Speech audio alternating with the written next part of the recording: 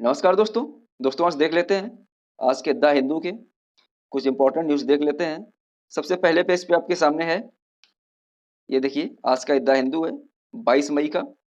पहली न्यूज़ है आपके सामने, Amphan kills 72 in West Bengal brings life to halt. क्या है ये अम्फान? अम्फान एक साइक्लोन है। कैसा साइक्लोन है? सुपर साइक्लोन है। ये अम्फान उड़ीसा और वेस्ट बंगाल की कोस्ट पे टकराया 21 मई को। इंडियन मेट्रोलॉजिकल डिपार्टमेंट ने काफी पहले प्रोडिक्शन कर दिया था, पहले भविष्यवाणी कर दी थी कि अम्फान नाम का सुपर साइक्लोन आने वाला है। क्या इसकी स्पीड थी? इसकी स्पीड थी 240 किलोमीटर प्रति घंटा जब ये लैंडफॉल हुआ। लैंडफॉल का मतलब होता है तट से टकराना। इसके बाद धीरे धीरे इसकी स्पीड कम होती गई। हालांकि ये बहुत पावरफुल साइक्लोन था, बहुत ज्यादा इसने डिवेस्टेट किया, कैटास्ट्रोफिक था, बहुत ज्यादा इससे नुकसान हुआ है। जबकि राज्य सरकार और केंद्र सरकार पहले से पूरी तरीके से मुस्तैद थी। लगभग 5 लाख लोगों को इवैक्यूएट कर लिया गया था। एनडीआरएफ की team, national disaster relief force और राज्य की स्टेट डिजास्टर रिलीफ फोर्स भी पहले से ही बिल्कुल फोर फ्रंट पे थी, फ्रंट पे काम कर रही थी। तो इसके बाद भी बंगाल में ही 72 लोगों की जान गई है। तो आप जैसा कि आप देख रहे हैं, ये किस तरीके से यहाँ ये बसें खड़ी हुई हैं और इन पर किस तरीके से ये देखो पेड़ गिरा हुआ है। इसी पूरे राज्य में अलग अलग तस्वीर देखने को मिली। अभी तक संख्या 72 पहुंच चुकी है। 72 लोगों के इस अम्फान में मारे जाने की खबर है। ये एक सुपर साइक्लोन था और पूछा जा सकता है कि कहाँ ये ओरिजिनेट हुआ। तो ये सुपर साइक्लोन बंगाल की खाड़ी में ओरिजिनेट हुआ और ममता बनर्जी ने इसको लेकर, जो कि वहां की राज्य मंत्री हैं, सॉरी उस राज्य की मुख्यमंत्री हैं, उन्होंने प्रधानमंत्री से भी बात की, गृह मंत्री से को भी हालात की जानकारी दी।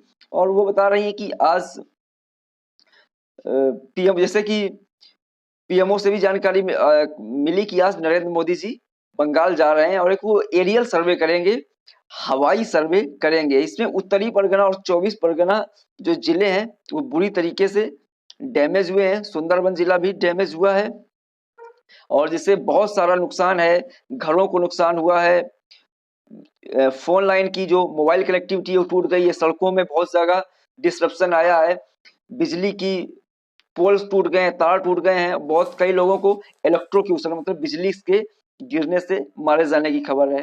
तो ये पूछा जा सकता है कि इस साइक्लोन का नाम क्या है? नाम है अम्फान साइक्लोन। कहाँ बना? तो ये बंगाल की खाड़ी में इसका ओरिजिनेट हुआ है। और ममता बनर्जी ने, जो कि वहां की राज्य की मुख्यमंत्री हैं, 1000 करोड़ रुपए का एक फंड, रिलीफ फंड सेटअप किया है। जो कैजुअलिटीज हैं वो पेड़ के गिरने से, बिजली से और घरों के गिरने से हुई हैं। इधर ममता बनर्जी जी कह रही हैं कि I have not seen such disaster in entire life, कि इतना भयानक, इतना खतरनाक डिसास्टर तो मैंने अपनी पूरी लाइफ में नहीं देखा है। तो ये थी अम्फान के बारे में जानकारी। आगे देख लेते हैं।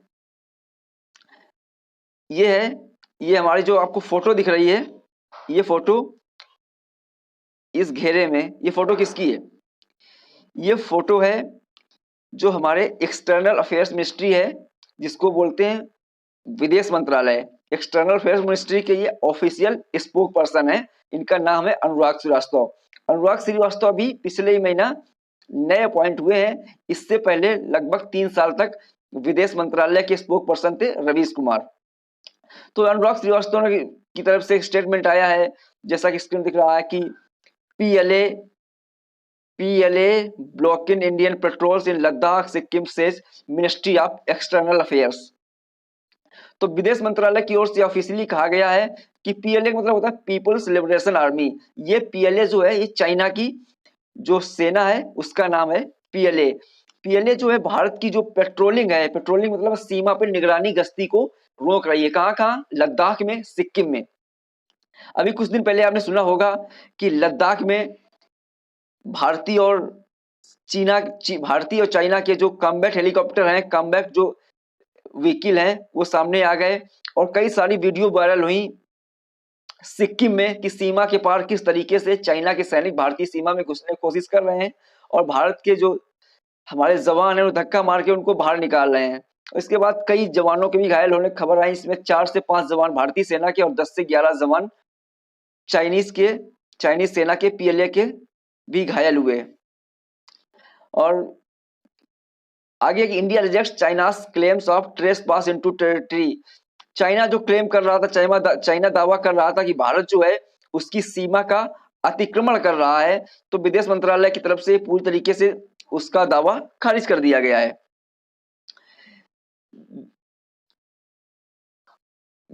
ये जो सिक्किम और लद्दाख को लेकर ये कहा गया है कि ये चाइना की जिम्मेदारी है, भारत की तरफ से कहा गया है कि चाइना की जिम्मेदारी बनती है कि इस पैंडेमिक के समय सीमा पे शांति बरती जाए और ट्रैंक्विलिटी एंड बॉर्डर पीस, शांति और धैर्य से ही बॉर्डर पर हमें जो है अच्छे से निगरानी की जा सकती है। आगे कहा जा रहा है कि भारतीय जो सेना है वो LAC, line of actual control, LAC का भारतीय सेना पूरी तरीके से वाकिफ है, उसका पालन कर रही है और अपने जो सरकार के नियम कानून है उनसे बंधी हुई है।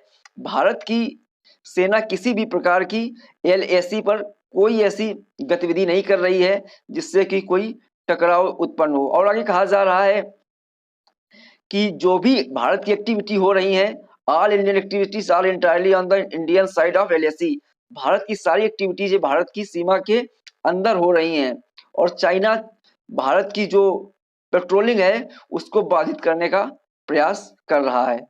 आगे ये ग्राफ दिया गया है, जिसको ग्राफ को देख लेते हैं। क्या ग्राफ दिखा रहा है कि अब एवरेज रोज के तौर पर 5000 केस रिकॉर्ड किए जा रहे हैं पिछले 7 दिनों में, जबकि पहले कुछ सप्ताहों में 1200 केस रोज रिकॉर्ड किए जाते थे। कहने का मतलब है कि जो कोविड-19 के केसेस हैं वो लगातार बढ़ते जा रहे हैं। ये आगे देखिए, और आगे डेटा दिया गया है कि जो कंफर्म केसेस हैं अब 1,17,580 पहुंच चुके हैं और एक्टिव केसेस 65,000 है, 758 है, रिकवर्ड केसेस 48%, 48,261 है, 3,561 डेथ हो चुकी हैं। भारत में अब केसेस के मामले में भारत 11वें नंबर पे है। भारत में जो संख्या है वो भी ईरान से कम है, लेकिन भारत पेरू से आगे निकल चुका है। इसके साथ एक जानकारी और बता दें कि भारत की जो डेथ रिकवरी रेट है, भारत की डेथ रिकवरी रेट अब 14% प्लस पहुंच चुकी है। भारत में आप कह सकिए 5 में से 2 मरीज सही हो रहे हैं, 2 से ज्यादा मरीज सही हो रहे हैं। और आगे देख लेते हैं न्यूज जरा। Government announces price range based on duration of flights. देखिए कोविड-19 के समय, लॉकडाउन के समय जो फ्लाइट्स थी सब बंद कर दी गई थी, रेलवे बंद था, सारा ट्रांसपोर्टेशन, नभ जल थल सारे तरीके का ट्रांसपोर्टेशन बंद था। अब सरकार 25 मई से इसको दोबारा रिज्यूम करने जा रही, दोबारा स्टार्ट करने जा रही है। तो जो इसमें 7 कैटेगरी डिवाइड कर दी गई हैं, A B C D E F G, और इस कैटेगरी में टाइम के हिसाब से मिनिमम या मैक्सिमम फेयर डिसाइड किया गया है। और ये टाइमिंग है 40 मिनट से लेकर 210 मिनट तक, मतलब कि 3.5 घंटे तक, 40 मिनट से लेकर 3.5 घंटे तक यात्रा की जा सकती है। और ये सारी फ्लाइटें डोमेस्टिक फ्लाइटें हैं, अभी कोई भी इंटरनेशनल फ्लाइट नहीं स्टार्ट की गई है। और ये आपके सामने लिखा हुआ है कि ए कैटेगरी में मिनिमम किराया 2000 से 6000 भी है, 2500 से 7500, ये सारे दिए गए हैं। तो और इसमें कहा जा रहा है कि स्कैनिंग करनी होगी, ऑनलाइन जो है सेल्फ स्कैनिंग करनी होगी, लोगों को आरोग्य सेतु ऐप डाउनलोड करना होगा। और जो सारी जो फ्लाइट्स हैं, जो कंपनियां फ्लाइट को ऑपरेट करती हैं, वो अपनी फ्लाइट का 33% ही अभी ऑपरेट करेंगी। मतलब अगर किसी कंपनी के पास 100 फ्लाइटें हैं तो वो 33% ही फ्लाइट को भी रिज्यूम करेंगे, और फुल कैपेसिटी के साथ नहीं। अगर उसके पास 100 सीटें हैं तो उसमें 33% ही अलाउ होंगी, यानी 33% का कॉन्सेप्ट रखा गया है। और इसके साथ यात्रा करते समय आरोग्य सेतु को डाउनलोड करना होगा, सेल्फ डिक्लेरेशन करनी होगी, इसके साथ उसको एक फॉर्म भी भरना होगा। चलिए आगे देखते हैं, आगे कौन सी न्यूज आगे देख लेते हैं।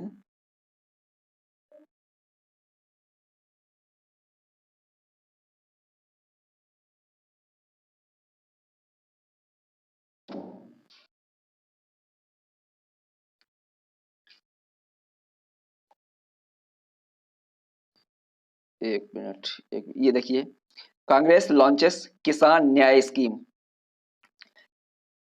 ये देखिए, ये जो आपको फोटो दिख रही है, ये फोटो हमारे देश के पूर्व प्राइम मिनिस्टर श्री, ये जो है राजीव गांधी की फोटो है। तो कंटेक्स्ट क्या है, ये जो आपके ये जो हाथ जोड़े व्यक्ति खड़े हैं, ये हैं छत्तीसगढ़ के मुख्यमंत्री श्री भूपेश बघेल।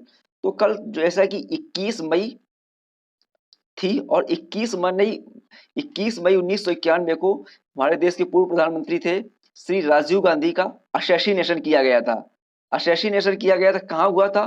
तो यह असैसिनेशन हुआ था श्री पेरम्बदूर, तमिलनाडु में। तो उनकी डेथ एनिवर्सरी पर उनको ये ट्रिब्यूट, श्रद्धांजलि अर्पित कर रहे हैं, श्रद्धा सुमन अर्पित कर रहे हैं। और इसी में कांग्रेस ने एक न्याय स्कीम लॉन्च की है, न्यूनतम आय योजना। ये न्याय स्कीम एक तरीके से जो केंद्र सरकार की पीएम किसान स्कीम है, प्रधानमंत्री किसान सम्मान निधि, उसी तर्ज पे लागू की गई है। न्याय मतलब न्यूनतम आय योजना। तो सामान्य सा क्वेश्चन पूछा जा सकता है कि न्याय स्कीम को किस राज्य ने लागू किया है? तो न्याय स्कीम को लागू किया है छत्तीसगढ़ की सरकार ने, चूंकि छत्तीसगढ़ में इसमें कांग्रेस की गवर्नमेंट है। ये आर्टिकल देख लेते हैं, कौन सा है? फाइनेंस,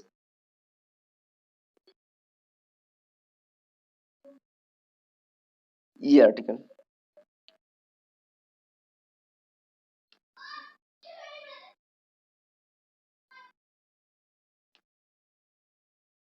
ये है, ये जो आपको फोटो दिख रही है, ये हमारे हैं 15वें वित्त आयोग के चेयरमैन है श्री एनके सिंह। और इस समय एक वित्त आयोग में, जो हमारा वित्त आयोग है, 15वां वित्त आयोग जो सिफारिश करेगा, 15वां वित्त आयोग का काम है 2020 से 25 के बीच को लेकर किस तरीके से राज्यों की फंडिंग की जाए, टैक्स का डिवोल्यूशन किस तरीके से हो, इसको लेकर 15वां वित्त आयोग काम कर रहा है। वित्त आयोग भारतीय संविधान के अनुच्छेद 280 में मेंशन है। 15वें वित्त आयोग की अध्यक्षता कर रहे हैं श्री एनके सिंह। तो एनके सिंह कह रहे हैं कि इसी के साथ जो हमारा वित्त आयोग, इसमें एक कमेटी भी गठित की गई है, जिसको लेकर आगे इसको सुधारों को लेकर रिकमेंडेशन करनी है। Members of the committee have wide variation. तो एनके सिंह जी बता रहे हैं कि जो कमेटी है, इसमें वीडियो कॉन्फ्रेंसिंग के थ्रू एक कमेटी हुई थी, एक बैठक हुई थी, इसमें बहुत सारी अनिश्चितताएं व्यक्त की गई। जो एक्सपर्ट है वो अपनी अलग अलग राय रख रहे थे। जैसे कहा जा रहा है कि 2020 में 2020-21 का जो हमारा फाइनेंशियल ईयर चल रहा है, इस फाइनेंशियल ईयर में जो हमारी ग्रोथ रेट है वो -6% से लेकर 1% तक रह सकती है। मतलब हमारी ग्रोथ रेट जो है वो नेगेटिव में भी जा सकती है। तो कह रहे हैं कि बहुत सारा कुछ अभी अनसर्टेनिटी है। और जो फिस्कल प्रेशर है वो दो तरीके का फिस्कल प्रेशर है। एक तो पैंडेमिक से निपटना है, तो सरकार को बहुत सारा कुछ खर्च करना पड़ रहा है। और दूसरी तरीके से हमारी इकोनॉमी भी बंद है, तो इकोनॉमी को भी रिवाइव करना है। कि दो तरीके से हमारे ऊपर दोहरा बर्डन है, इसको हमें निपटना है। आगे कहा जाए nominal GDP growth does not inflation, कि जो हमारी नॉमिनल जीडीपी होती है वो जीडीपी में इन्फ्लेशन काउंट नहीं की जाती है। तो हमारी जो नॉमिनल जीडीपी है, नॉमिनल जीडीपी में हमारी जो है ग्रोथ रेट वो ज्यादा रह सकती है। जबकि ये संख्या, ये आंकड़े जो रियल जीडीपी है उसमें इन्फ्लेशन का प्रभाव भी काउंट किया जाता है। तो इससे कि हमारी जो जीडीपी है वो कम रहेगी। और आगे बात की जा रही है कि जो सरकार स्टिमुलस पैकेज लेके आई। भी प्रधानमंत्री ने देश को एड्रेस करते हुए 20 लाख करोड़ का एक पैकेज अनाउंस किया। तो ये जो 20 लाख करोड़ का प्रधानमंत्री ने पैकेज अनाउंस किया है, इससे मीडियम टर्म में अभी बहुत ज्यादा कुछ सुधार नहीं होने वाला है। मीडियम टर्म में हमारी ग्रोथ रेट 8% से आगे जा सकती है। क्योंकि अभी सरकार ने 20 लाख करोड़ का पैकेज अनाउंस किया है, और राज्यों की जो है वो बाजार उधारी लेने की लिमिट बढ़ा दी गई है। मतलब उनके फिस्कल डिफिसिट जो है, राजस्व घाटा जो है वो, सॉरी, राजकोषीय घाटे में उनकी उधार लेने की शक्ति जो 3% है उसको 5% तक इंक्रीज कर दी गई है। तो आगे कहा जा रहा है कि सुधार जल्दी क्यों नहीं दिखेंगे, मीडियम टर्म में क्यों दिखेंगे। तो ये जवाब दे रहे हैं कि जो ये जो स्थिति राज्यों को उधार लेने की स्थिति बढ़ाई गई है, अभी इसमें राज्यों को लेकर मतभेद भी है। इसके साथ कहा जा रहा है कि कमीशन के में ही एक वित्त आयोग में एक हाई लेवल की एक कमेटी की हेड की जा रही है एम्स के डायरेक्टर श्री रणदीप गुलारिया के द्वारा, जो भी एक वीडियो कॉन्फ्रेंसिंग के माध्यम से एक बैठक संपन्न हुई। और इसमें इसमें इस बात पर डिस्कस किया गया कि सरकार जो है वो अपना हेल्थ इंफ्रास्ट्रक्चर बढ़ाए, चूंकि माइग्रेंट वर्कर्स जो हैं वो वापस जा रहे हैं, तो उनके साथ भी गांव में बीमारी पहुंच सकती है। और ये बात की जा रही है कि जो हमारे जो हेल्थ इंफ्रास्ट्रक्चर है इसमें इनइक्वलिटी बहुत है, असमानता बहुत है। जैसे दिल्ली, मुंबई, चेन्नई ये बड़े शहर हैं, तो यहाँ पर तो बहुत सारे डॉक्टर अवेलेबल हैं, लेकिन दूर दराज बिहार है, झारखंड है, यहाँ पर तो बहुत सारी इंफ्रास्ट्रक्चर नहीं है, ना तो गांव में डॉक्टर हैं, ना तो सही हेल्थ इक्विपमेंट है, अगर किसी को ऑपरेशन करना है तो वेंटिलेटर भी नहीं है। तो बहुत सारी जो हमें इंफ्रास्ट्रक्चर इक्विपमेंट बढ़ाने होंगे। तो आगे बात की जा रही है कि गवर्नमेंट की जो फाइनेंशियल आउटले है हेल्थ सेक्टर में, जो गवर्नमेंट अभी जीडीपी का 0.9% ही कंट्रीब्यूट करती है बजट में, यानी 1% भी नहीं कंट्रीब्यूट करती है। तो सरकार को इस पे काम करना होगा, हमारे हेल्थ सेक्टर में जीडीपी का जो हिस्सा है वो बढ़ाना होगा। आगे कल एक खबर आई थी, Ram temple trust confirms ideal recovery. जैसे कि राम मंदिर का निर्माण का कार्य शुरू हो गया है, सुप्रीम कोर्ट की एक 5 सदस्यीय बेंच ने फैसला दिया था कि वहां मस्जिद नहीं, बाबरी मस्जिद नहीं, राम जन्मभूमि का निर्माण होगा। तो उसमें निर्माण कार्य चल रहा है, तो कल उसमें खुदाई हो रही थी, तो इस एक्सकेवेशन में एक 5 फीट की भगवान शिव की शिवलिंग और कई सारे स्तंभ मिले, देवी देवताओं की और बहुत सारी मूर्तियां या टूटे फूटे रूप में मिली। तो इसको जो है, जो राम मंदिर को लेकर जो ट्रस्ट बनाया गया, इसके जो सेक्रेटरी हैं चंपत राय, उन्होंने इस बात की पुष्टि कर दी है कि हाँ कल वहां खुदाई में बहुत सारी चीजें देखने को मिली हैं।